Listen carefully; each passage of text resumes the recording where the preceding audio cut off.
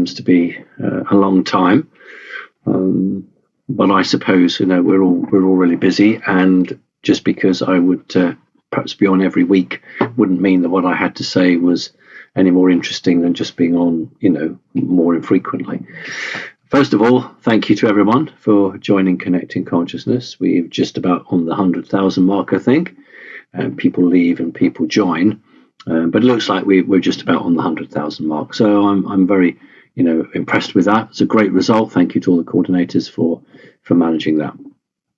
So let's talk a little bit about, first of all, the QFS. I know everybody likes the intel, but I learned that if I give the intel out, everyone just switches off afterwards. So I want to talk about the connected consciousness, and I want to talk about the QFS. Lots and lots of people, questioning whether the QFS is real, medbed's real, a whole host of things. It's really mainly about the QFS, and we get the odd character from time to time who decides to try and have a go at me or some other truth speaker. It's just part of the course, really. But I think it's a good point about the QFS, because we live in a world that we're taught good things don't happen to ordinary people, generally speaking. We're taught that it's only the elite, the rich, the famous, who, somehow seem to get everything great. And the regular guys, the rest of us, we just have to muck along, as we say, and just get on and accept what we're given. And that's actually part of the control system on this planet, particularly in the English-speaking world, although it goes right across, where we are taught from almost the day of birth that we should be thankful for what we have, and that we need to emulate or we need to look up to certain characters because they are successful. And invariably, it'll be sports personalities, it'll be TV personalities, cinema, the music scene, the entertainment industry. And on one hand, we are told that that's really great. These individuals, they make millions and millions and millions. And today, this lady's got a new pair of pink shoes, or today this guy's got this new jumper, sweater. And so we're encouraged to go out and buy the same products because we want to pretend to be these people because they're successful. And success, of course, on this planet is measured in how much money you actually earn or how much money you're worth. So that's how they measure success here. And that's what we're told, that's what we should emulate and copy. But then we're told it's very good to be poor. Jesus was poor. Well, he wasn't actually. Jesus came from a very wealthy family. But we're taught this. And that, the fact that we don't, all of us, have very much money, that's actually a virtue. Being poor is a virtue. And yet, in the next breath, the system is saying to us, look at this Hollywood star, just bought a Lamborghini or a Porsche, and there's only 5 in the world. And isn't that wonderful? And how do the two, it's the same machine in terms of pumping out all of this propaganda that on one hand tells us we're very lucky to have very little because we could be African and have nothing, and be proud that you're poor because it's a very noble state to be, and don't ask for too much, don't expect too much, don't have big dreams, don't imagine, because you're not going to have that, so why bother? But then in the next breath, let's look at this football player making goodness knows how much money. Isn't that great? So we come from a world like that. So when we talk about the true QFS and what it's about, no wonder most people can't get a handle on it, because good things don't happen to the likes of us. It's a very British type experience. But what it actually means is that if you're a regular person, this just doesn't happen to you. And why would anybody do good deeds for ordinary people? Now, that's really sad that that's the level of understanding for so many people on this planet. It's almost as if the soul has been kicked out of people or crushed. And yes, I'm sure for huge numbers of people, they just shrug their shoulders and they're like worker ants in the sense that they get up every morning, they do their job. They just have enough money to pay the bills, but that's as far as it goes. But there's no other game in town. Well, the QFS is that. And so for everybody who doesn't believe in the QFS, the best thing I can do is put a website address for you. And, Andy will very kindly, for this video, put that on the bottom. And it's a guy called Ron Giles. Now, I got involved with the QFS in 2015 when a Chinese elder Skyped me and started to discuss what the QFS was and said that they'd been looking at, my early day work with connecting consciousness and how they liked it because it was spiritual and it was something that the spiritual element of the QFS would be interested in supporting, etc., etc. And that was 2015. Well, I understand Ron Giles, whom I've never met, has been at it for over 20 years. And more than that, Ron Giles constructed the QFS that we understand and know today in its modern version. So who better, really, to tell you about the QFS than a guy with 20 plus years in it and who played a key role in the development or the construction of that QFS that I know as the working model today. So I'll put that website on there. And for those of you who don't believe me, well, it's not on my website. It is on Ron Giles' website, and you can engage with him. And if you don't believe me, why on earth are you watching me? I always wonder that. I get people saying, oh, you're talking rubbish. Well, why are you watching me? If you think what I'm saying is rubbish, why are you wasting your time? Go and listen to real rubbish, real trash, and you can believe that as your own reality, and that's fine. So Ron Giles is a good guy. He's a guy vetted by the QFS and incredibly knowledgeable. As I say, I've never met him face to face, but I know when I've spoken to the management team of the QFS, his name comes up, and they say how grateful they were to all the work that he did. So please check that site out and have a look at that. And that explains in really incredibly good detail what the QFS is, how it came about, and how it's to work. And so really and truly, you shouldn't have too many questions after you've read that. And that, I hope, will go a long way for people to understand it. Even if you accept there is a QFS, but you don't really know the ins and outs of it, this is a really good thing. So that, I hope, will be helpful. There are a number of, we call them Intel blogs or boards that are out there that give some interesting stuff on the QFS. I'm always being misquoted. I suppose it's an occupational hazard, really. But I did want to just pick up on one thing. There's a very regular site which everybody in the industry, if I can call it that, reads, and it's quite good. But unfortunately, it misquoted me, and 9 times out of 10, I'll just shake my head. But this one I thought was a little bit important. It's Restored Republic, a GCR, and it's the Dina Chronicles. And my name is linked in there, saying that the new rate for the Dina to the dollar was about $11.75 to the Dina. I didn't actually say that.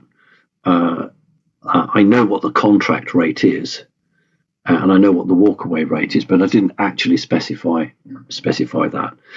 So people really ought to, if you want to come and get a quote, it would be really good to come and get a quote. And the other thing is that there's another. I feature regularly in there, whether I know about it or not. And there's another section there where we had some 65 country coordinators, but unfortunately, in the Dina Chronicles, the Restored Republic by a GCR, it says that these are QFS coordinators. No, they're not. They are connecting consciousness coordinators, and a country coordinator, his or her role is to manage the local coordinators in their country to deliver the work to the members. Some countries have thousands and thousands of members now. Yes, we were discussing the QFS, and it's one of many topics that we will, as a group, discuss. But they're not QFS coordinators, and I just wanted to make that clear. That we are separate from the QFS. We are a spiritual organisation, and we support the QFS, but we've not got anybody paid for by the QFS. So I wanted to make that clear.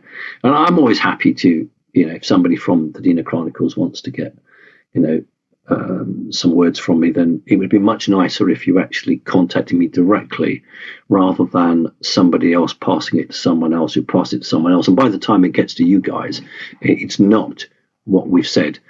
And every time you publish something wrong like that, I'm going to come on here and actually put you right on it. So that might encourage you to say, okay, Simon, that's fine. What's your take on this? What's your take on that? Because the Dina Chronicles is probably one of the better, if not the best, boards out there. And I read it every morning.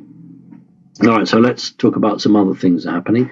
First of all, with Connecting Consciousness, we've got a wonderful meetup. I can't go, unfortunately, because of the government's response to COVID in Southern Ireland, but there's a lovely meetup in the castle there, and we'll hopefully be doing a Skype so that at least I can talk to the members there. I wish you all well. Great that you've actually managed to get a location that will put you up before, I think, the meetings on the Saturday, and I think on the Monday all of the restrictions come in again. So well done, team in Ireland, for being able to book that. This was, of course, open to everyone in Ireland. We don't like the term north or south, but it's a political term. It's very difficult for people in the north of the island to travel. But, it was there, and it was a venue for anyone in Ireland to travel to. And I'm really grateful that you guys had, made that effort to organise that. And every country, you find that groups of CC people are making the effort wherever it's legally possible, and getting together and doing physical meetups. And if that's not allowed because of the law, then of course, virtual meetups. We realise that this Omicron variant is going to lead to governments, closing airspaces, locking things down. It's just par for the course. So we'll see how we go. We're very fortunate in Britain. Can we say that? Because the only extra point we've got is gone back to the face coverings. But at the moment, that's all that they seem to be pushing on. We're very aware of other countries that are far more forceful in what they're doing. And of course, we do not agree with what those countries are doing. So Intel, the great thing about having an organization in 60, 70, 80 countries is that we get real first-hand information. So I'm not talking about Intel information in the sense that it's coming from an Intel agency. I'm talking about ordinary residents of countries across the world who with their own eyes see things or hear things, and then they just report it back to their coordinator and report it back. So we get, frankly, we get more truth than the BBC does. The BBC is supposed to be a world service, but what we get is the truth, whereas what a lot of these mainstream news companies get are, they're not the truth. They're a former shadow of the truth. So it does put us in quite a strong position, because we will hear things that, of course, won't come across on the mainstream. So we knew about the situation in South Africa. It's incredible that there are, maybe 10 or 11 countries now whose courts have actually said, in relation to the COVID vaccine, that they can't authorize it. The courts have said we can't recognize this, because when we've asked the health professionals in our country to come forward with a sample, they've not been able to do so. So these organizations lost court case after court case simply because they weren't prepared to bring samples along and allow that back history, that back checking to go through. But even though that's occurred, you wouldn't realize it, because the countries concerned are still going on, as if the court case had never happened. And that's really quite shocking, because, one of the bastions of democracy, and I'm using the word as we were taught in school, one of the bastions of democracy was the courts. The courts were supposed to be the final bulwark, the final barrier between a crazy government and this, that, and the other. And it was the one thing that was supposed to stand up to tyranny. But of course, if courts are composed of people who are coming from the same background as those people in the government, then why would a court wish to overturn what its friends are bringing in? So maybe we don't see the judiciary as a separate thing from the executive, i.e. the government. Maybe we see them as all as just one great big group there to look after themselves, as they've always done in the past. So I probably think that's the best way to look at it. So we get information through that isn't being passed from other agencies. And we know that there's a great deal of good work going on in South Africa. We know that there's some high-level meetings, as of a couple of days ago, between elite family members and representatives of the White Hats, who were there to discuss a way forward, a way out of some of the situations. And this is just a snapshot of what's been taking place right across the board. If there's a possibility of dialogue, then people will sit around the table and they will hold discussions. And so the old chestnut is, well, where's the proof of all this? Where's the proof? Now, I said a few days back, and I put a post out, that the White Hats were taking action against Austria and to a lesser extent Germany. And I was saying that, what we would call the Fourth Reich, or the Fourth Reich, the elements there which had infiltrated government quite strongly. And people were asking me, why is it Austria? Why not Germany? Well, Hitler was born in Austria. So there's the energetic hook. But of course, what happened was that after the Second World War, when Germany was divided up and was not given a true constitution, but it had all the media spotlight on it. And it wasn't really the place to set up secret organizations because there was so much journalistic activity. So Austria was perhaps the best bet from their perspective. So I put a post out and I spoke about that White Hats were taking action. So it was really nice to hear that the Chancellor of Austria has resigned, and the second one resigned, and then the finance minister has resigned. And we've now got, I understand, a new chancellor has been appointed for Austria. So here's exact evidence where I go on and I say this is happening. 3 or 4 days later, half of the government at the top level, hello Stormbjorn, steps down. But we all sort of talk about an emergency broadcast system, or we talk about mainstream media being shut off, this, that, and the other happening. But we should ask ourselves, how would that actually help the operations that are taking place? And it wouldn't. A thing like an EBS, mainstream media being switched off, or social media being switched off, that is purely theatre or pageantry for the general public. Not for the audience, because you are awake and aware, but for the millions and millions and millions and millions of people who are not awake and aware. The sort of people that if you said to them, what do you know about the cabal? They would say to you, what's a cabal? Is it a new drink, or is it a sweet? That's the level of knowledge and understanding that most people, it's incredibly low. And so, we think about these things that excite us, but don't actually help. What's helping is all the covert operations that are taking place now. If you think of any war, horrible as they are, if you think of any war, one of the biggest problems for the military are the refugees. They stream on the roads, they block everything up. And the last thing anyone undertaking any form of secret operation wants is a whole host of people outside half an hour before something's supposed to start, holding their phones up to video it or record it. And they don't want the public in the way. And so all sides of what's taking place at the moment are doing things covertly because they don't want prying eyes, they don't want that interference. And once things are all settled and done and dusted, and we've got things in the public eye, that's just pageantry. It's best way I think would be, this is quite fun as it's Christmas, and think about pantomimes. I'm sure in America and other countries there are pantomimes. It's I guess a British thing, but maybe has spread through to the English speaking world anyway.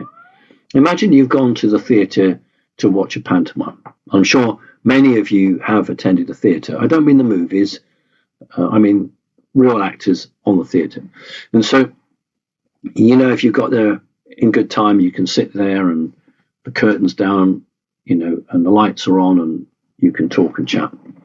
And then what happens is that the lights go out and it's all dark, not 10 days of darkness, but they're dark for a few seconds. Then up goes the curtain, and then hopefully we are presented with some really good costumes and some good singing and dancing and, a good day's entertainment. Well, imagine now that you got to the theatre and you were 10 minutes early and the curtain's down, and suddenly someone left the microphone on and you can hear all the actors behind all having a go at each other. And so you've got the producer having an argument with the person in charge of costumes. You've got the director arguing with the person in charge of the lighting. And it's just really vicious, bitter and nasty. Half of the audience would walk out. And then when the curtain did come up, instead of enjoying the show, the audience would be thinking, well, isn't that the guy that was arguing with that guy? And that's what would happen if operations undertaken now were not covert. If they were overt, we would all be privileged to see and experience the things that they don't want us to see. What they want is the presentation, and when the curtain goes up, this is what you're presented with. Remember, all of this is not for the likes of us. It's for those people who are completely unaware, hello darling, completely unaware, and have no clue about what has been going on for the last 50, 60 years plus. And so it has to be at a level, actually, that they will engage with. And it has to be using a language that somebody at entry level can grasp. So what are you doing? Come here. And that's why so much of everything that we're seeing is quiet, and we're scraping around for good, decent intel, trying to find people who genuinely have got the ear of somebody else and can pass on what's really happening. We'll talk about the situation with Lynn Wood and Lieutenant General Michael Flynn and Sidney Powell, and that's raised an awful lot of questions in connected consciousness. People writing and saying, what the heck is all that about? Why is the good side sort of falling apart and imploding? What's happening there? Well, I truly don't know, which is perhaps a good thing because I haven't got embroiled in it.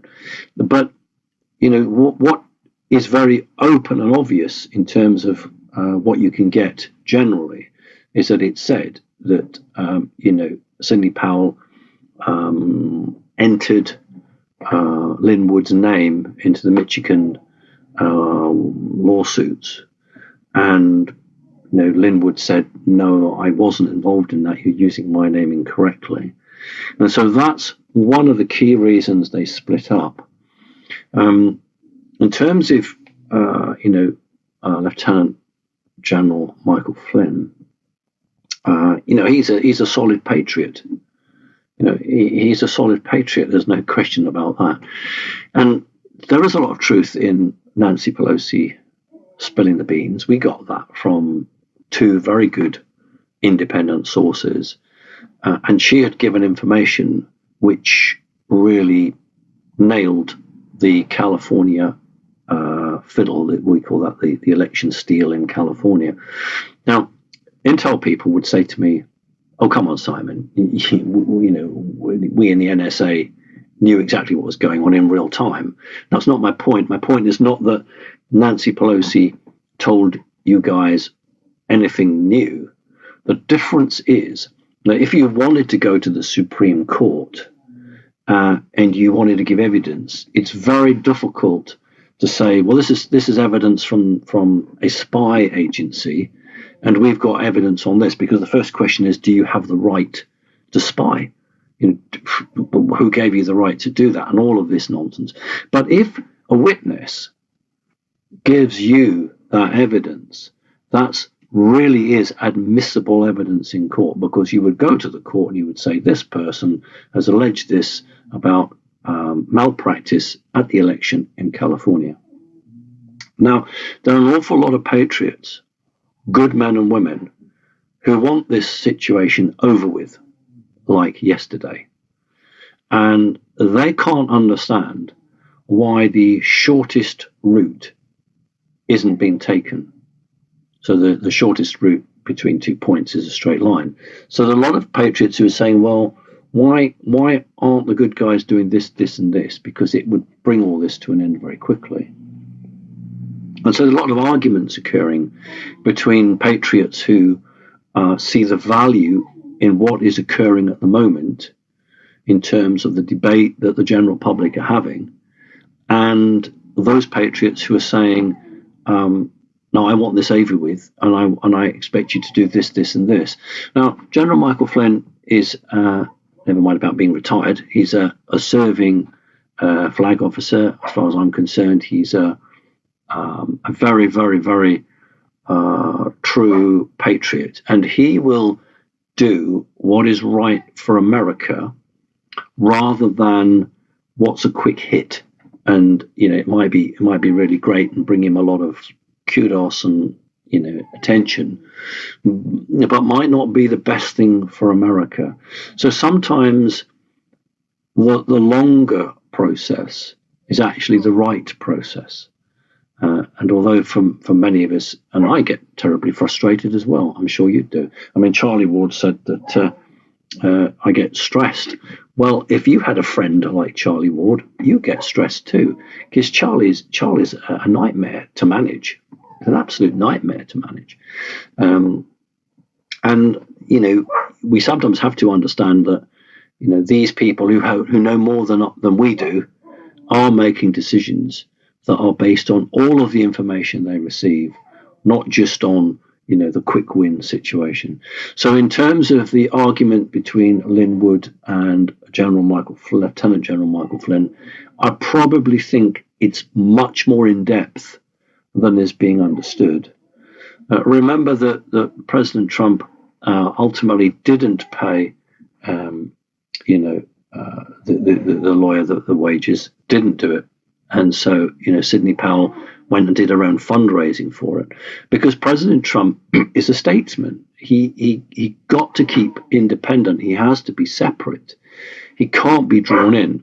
And so you've got, quite a big debate with patriots saying, look, are we going to fight the midterm elections next year? Are we going to fight the 24th? Will President Trump come back? And will he do the 2024 election? And that's a really big debate and a big talking point. And so we're looking at this and thinking, well, yeah, but we want President Trump back like January or February or March.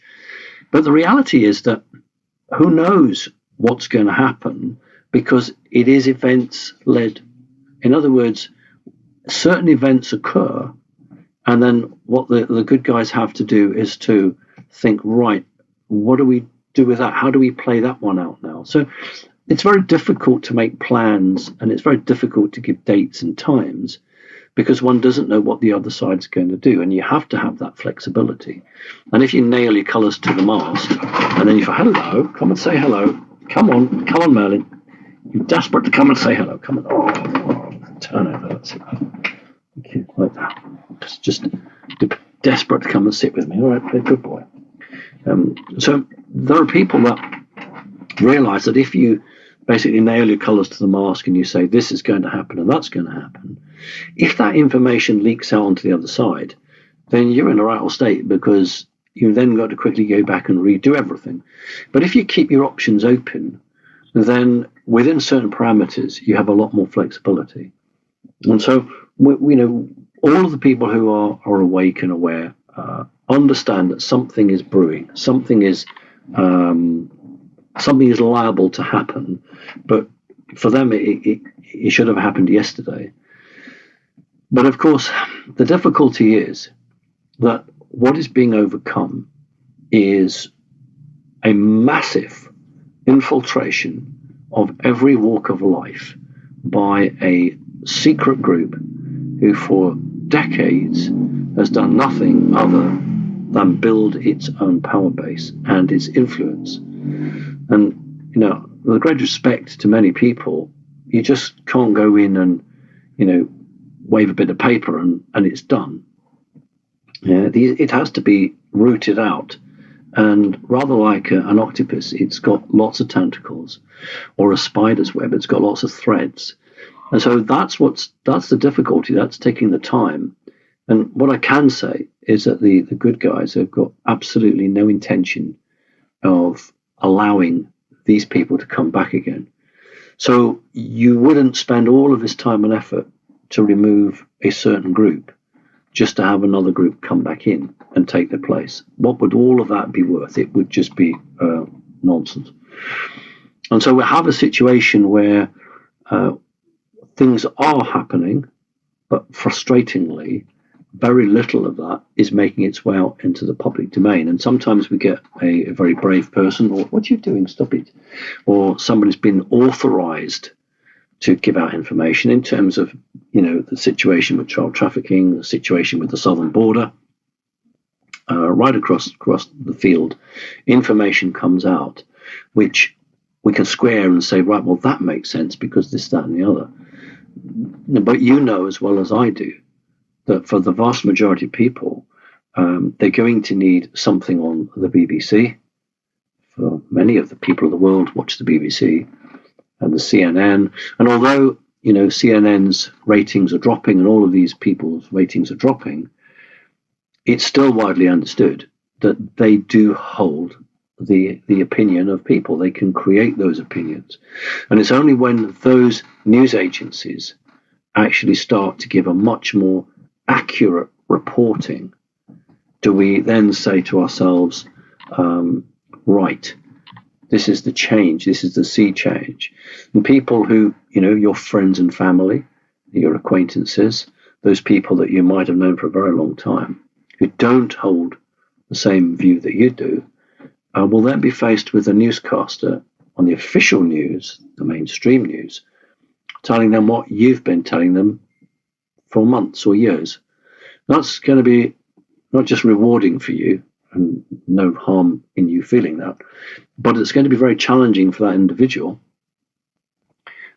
for all the reasons we've talked about in the past. And that's what we're looking for, aren't we? We're looking for some official recognition of what has been happening. For instance, we can quite openly talk about the 2020 election. I don't know about America, but in most places outside of America, it's seen as a fair election. And that might be very shocking to many, many, many CC members across the planet. But that's the reality, that the 2020 election is seen as, by and large, a good election, reflective of the truth, and that President Biden is indeed duly elected by a very fair vote. And, to them, it just proves how disliked Donald Trump was. So that's the narrative. Now, in America, we know it's a different understanding. We appreciate that. But this isn't just about America. America is not the beginning and the end. This is about the world. It's the earth. And in CC's point of view, America is very important, but it's not the beginning and the end. We've got coordinators in nearly every country now. Certainly we've got members nearly in every country. And, America's no different from Africa or from Europe or from Australasia. It is a country with people that are of the same like mind and are suffering similarly. And so it's no good if the people of America, by and large, get it, but people in the rest of the planet don't get it. Because what's the future there? How could we have one continent where people actually are fully cognizant of the facts, but your neighbours across the water haven't a clue what you're talking about? That's not a true freedom of the earth.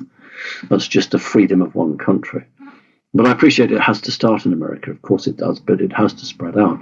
The difficulty we've got in many countries is that people are so, I don't like the word brainwashed. It's a 60s word, but they're so connected to their official news channel. Newspapers, particularly in Britain, actually. Newspapers are a very big mover of public opinion in Britain, more so than much else. People really do connect with their newspapers in Great Britain. And the youngsters don't bother, but those that do, it's usually online. That source of information is a game changer. And so when we start to see things coming out about the election officially being covered, then there's hope. There's hope for the world. Look at the Ghislaine Maxwell court case. I speak to lots and lots of people, as I'm sure you do, and quite a few of them are not my members. Nobody's heard of her. They don't even know who she is. Now they know who Robert Maxwell was, because Robert Maxwell was that tycoon, that media tycoon. They know that much. That's about all they know. They know Robert Maxwell was a big media tycoon. They don't even know if he fell off a boat. They don't even know he was involved in intelligence. They don't know that Maxwell had a software program that could spy on the world, and he was selling it to others, and then he started to use it himself for blackmail purposes. Hence why I fell off the end of a boat. So they don't know any of that. Oh, they do that as a court case? No, but they know that a pop star's girlfriend has just bought a new pair of pink shoes. They know that because when they switched on the YouTube, they were told that. And when they went on BBC, their eyes were pulled to it because, hey, that's what you're supposed to emulate. Let's really talk this up. When these cell phones, these iPhones are up for sale, the cameras will be there, and there's 8 o'clock in the morning, 7 o'clock, 6 o'clock, 5 o'clock in the morning. The shop will open its doors, and the first person that goes in gets it at half price or something like that. And then the cameras take all these photographs of this person, whoever it would be, going in and getting the phone and coming out and all the rest of it.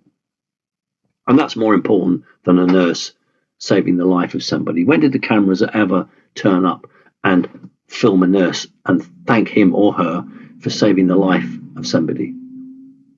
So why on this planet have we got this madness that wants us all to be drawn to a pair of pink shoes or the latest iPhone, or we go to the cinema and we're just bombarded with latest motor car adverts?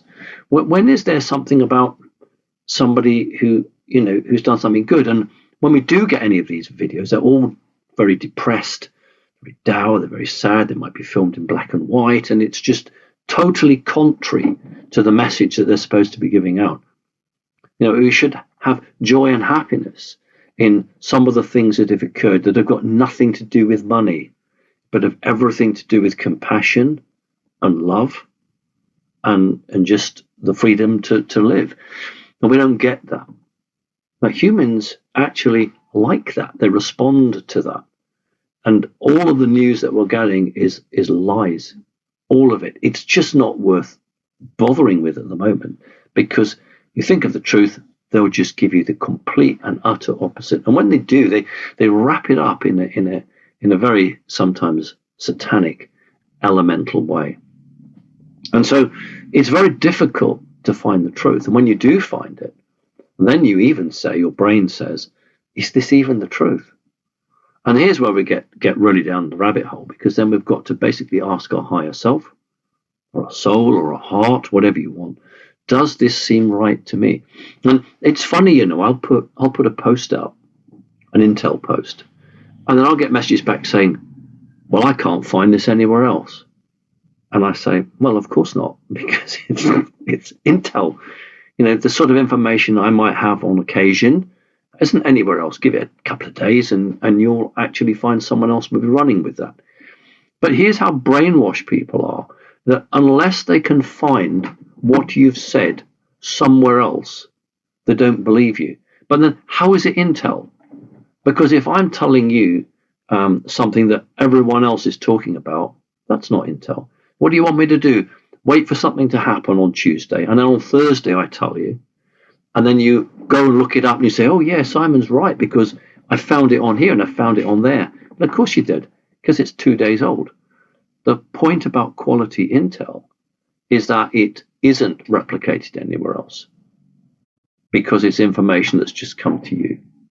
Now, our questions that go right back to 2015, when there were a number of There were a number of bombs going off in Europe, and I actually named the town in Europe where a bomb was going to go off, and I did so because I'd been told that Intel had intercepted some information, some communications, and it looked like that. And I wasn't going to sit on that, because I could save a life. I could save a life. And so I went public and I said, this is going to happen on this town. And of course, everyone turned on me. And the facts are, and it's in a matter of record, bomb did go off in that town. And I don't know if anyone was killed. I can't remember. I hope not. So sometimes I'll have intel, as others will, which you can't find anywhere else. And that's not because it's been made up. I'm not the sort of guy that thinks, I better get back on there and keep my profile up. If I was doing that, I'd be on here every night. I only come on and talk to you when I feel I have something to say, or I feel that something needs to be said. More often people will write in and say, listen, we haven't heard from you for a while. Are you dead? No, I'm not dead. I'm just busy doing connecting consciousness stuff. But yeah, sure, I'll come back on. And people sort of say, because I endorse a few products, absolutely I do. And they criticize me for that. Do you want to pay my server bills? Do you have any idea how much it costs to pay for servers across the planet? I have 100,000 people in my organization, and they like to communicate with each other. So we have servers. We have Mighty Networks, which is a communications platform. That all costs money. And so when people donate, and I'm very grateful for you for donating, we use that to pay the servers. I'm not going to give names away. I have people, there are members, and there are coordinators who have been threatened to take the vaccine or lose their job. And because of a point of principle, because of spirituality, those people have preferred to lose their job. Now, from time to time, I help them out financially. Okay, and how do I do it? I do it because you guys, you donate some money to me, and I think that that's actually a very worthwhile cause to pass on to. So people who have been told by their employer, you're either going to be sacked or take the injection, and they say, no, thank you, I don't want the injection. And of course, many of these people are not entitled to any social security payments, because the government says you've made yourself unemployed. You have caused this. We're not going to give you any social security. And then they go and try and get another job. And what happens is that the employer says, well, they wouldn't take the injection. They put people's lives at risk. So the new employer says, well, they put people's lives at risk. I'm not going to give them a job. I've got people, like as a matron, who are in a hospital who wouldn't take the inoculation. She couldn't even get a job cleaning an office. She couldn't even get a job cleaning an office because of the reference, which basically said that this person was refusing to take the inoculation and put others at risk. Right. So when you very kind people send me donations, it doesn't just pay for the servers.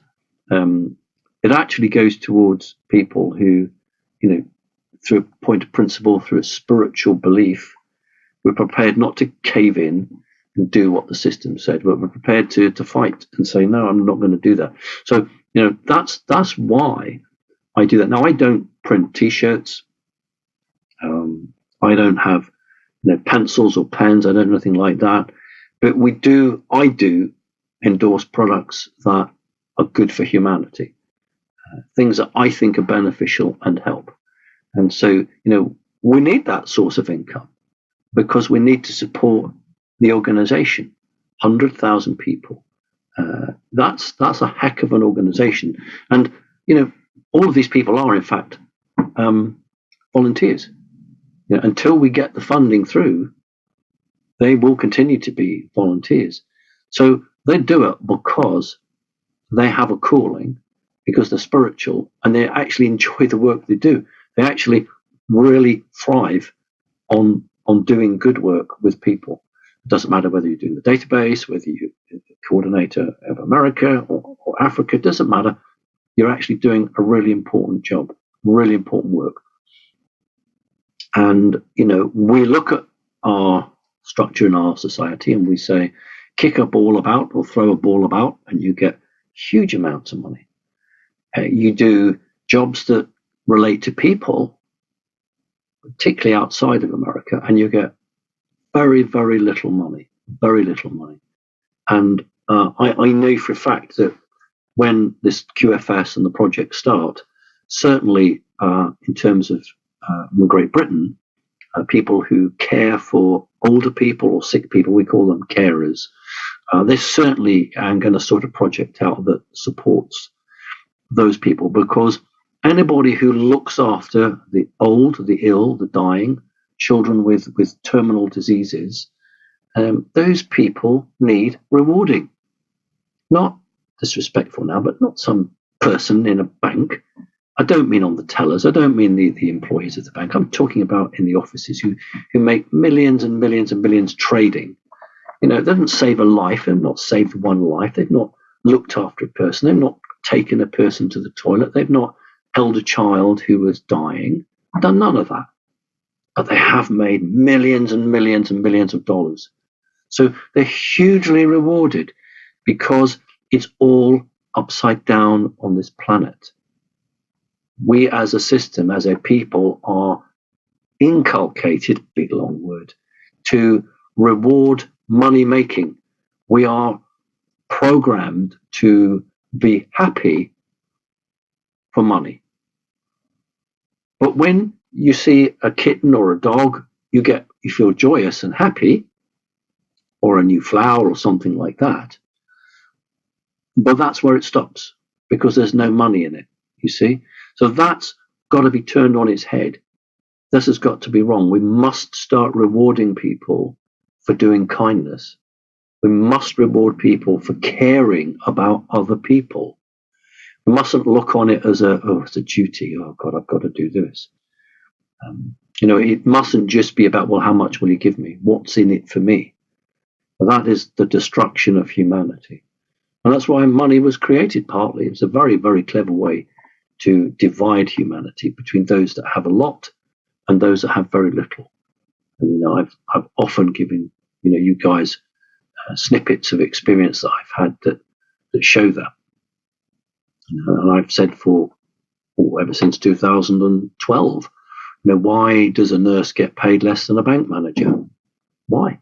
Because the nurse saves lives and the bank manager makes money, saves money. I've been in the bank, this is a few years ago, I've been in the bank on Christmas Eve in the morning.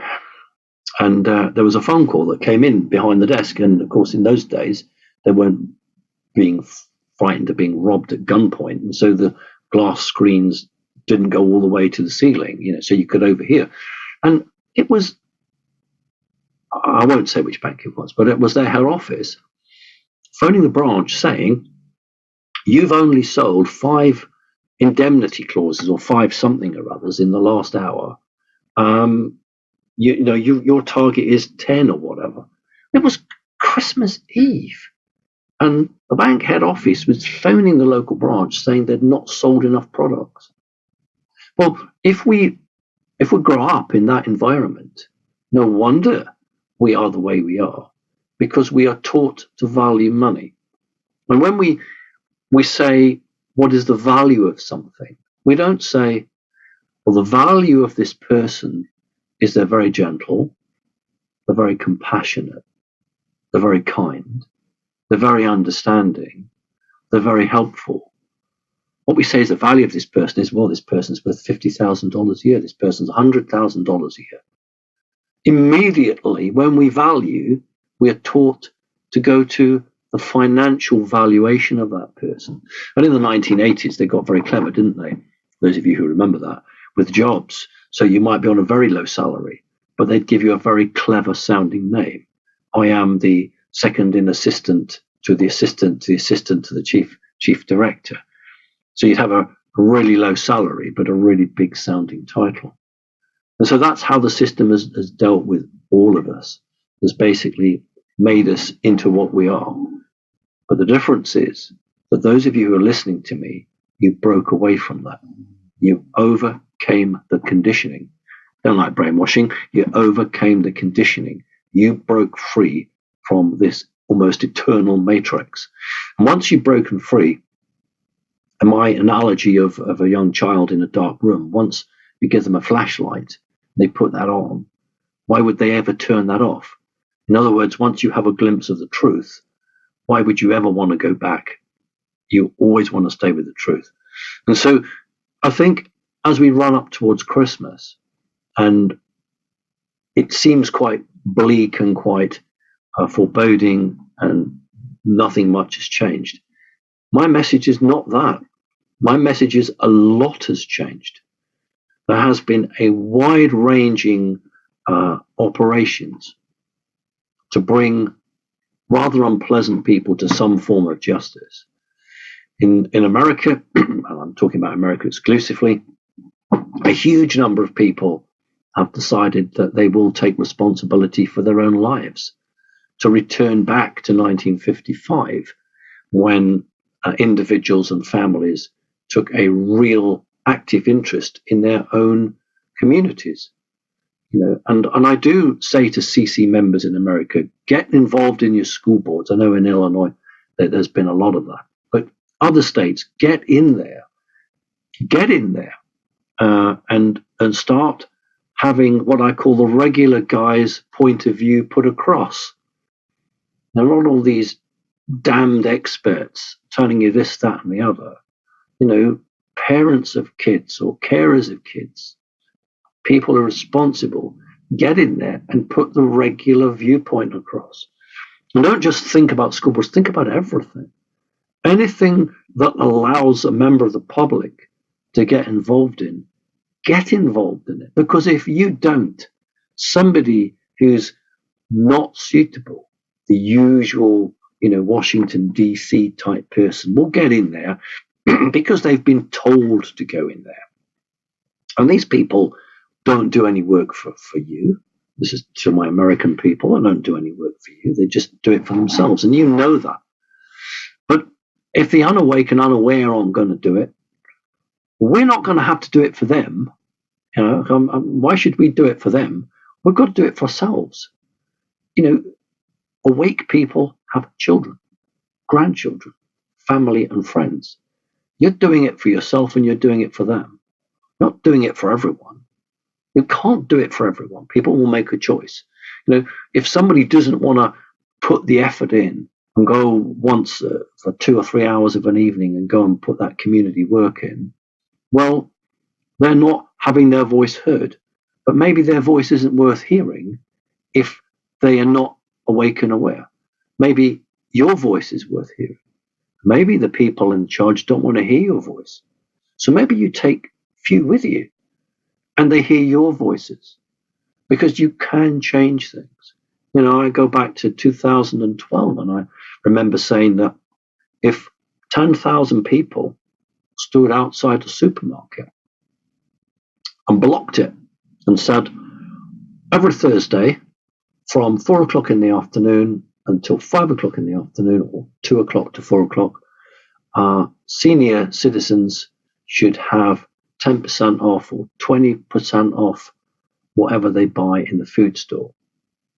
Now, the first day, the police would be called and there would be total denial. Second day, 10,000 people turned up, blocked the store, the newspapers would be there, the TV cameras would be there. And on the third day, the manager would come out of the supermarket and say, yeah, every Thursday from 2 o'clock to 4 o'clock, we're giving 20% off. Problem is that people don't act like that. We have become isolated and divided. We've forgotten to act as a group. And if you act as a group within the law, when I say within the law, I mean you don't hurt anybody else. If you act within the law, you don't seek to hurt anybody, but you do seek to have your opinion put across.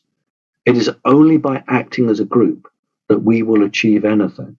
So when we've seen these big demonstrations taking place, it did have an effect, because the British health minister, Javid, was on I don't know which television thing it was, saying, yeah, we've seen all the demonstrations across Europe, and I can tell you that we won't be having COVID passports in Britain.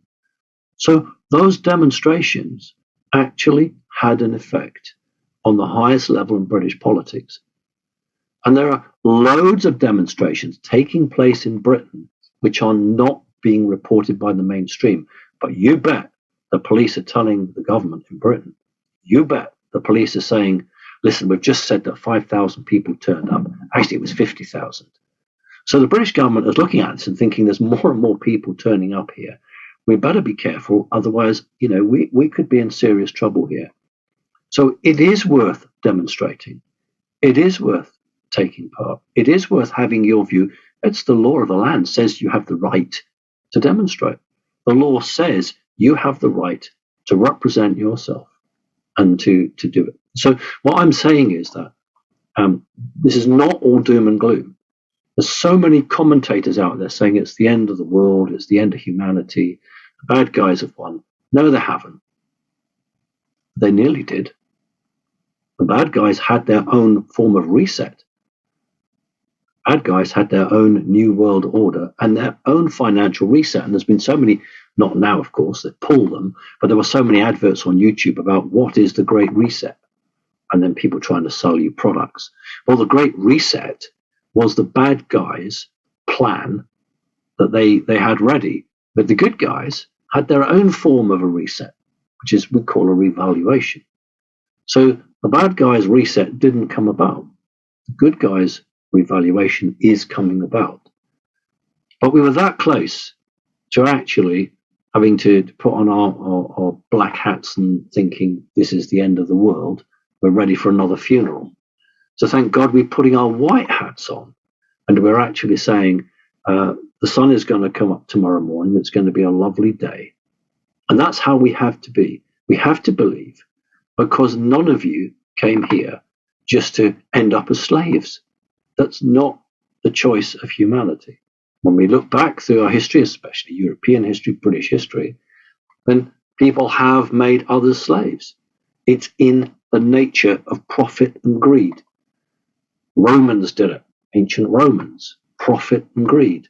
The British did it with many tribes and black people, whether it was picking cotton or tea or what have you. It's just what's happened. And as we slowly but surely dragged ourselves up into a level of some form of enlightenment, we realized that this is not the way to behave and to treat people like this. Well, we're at a point now where I think we're completely ready to break free. And it's shocking how many people are totally unaware of the truth. I know the truth. You know the truth. You found the truth. You broke free.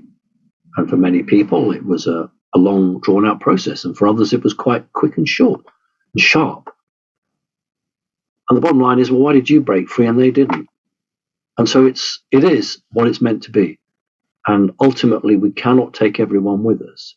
But we must look after ourselves. We must look after our family and our friends. And we must stick together as a group. We must not be divided. So, yes, I know it's distressing with the arguments between Linwood and the general. But the reality is, no disrespect, but they are individuals. And it can't take away from the great process. If I go back to my first talks in 2010, I said publicly that the human race is too busy looking for someone to come and save them. My own words were, because I loved American Wild West and cavalry. He used to say that the world is waiting for the 7th Cavalry to come charging in and rescue them from the situation. And what people in those days, 2010, didn't realize was that they were the 7th Cavalry. I think we're more aware now, of course, but people are the cavalry. Stop waiting for someone else like Donald Trump or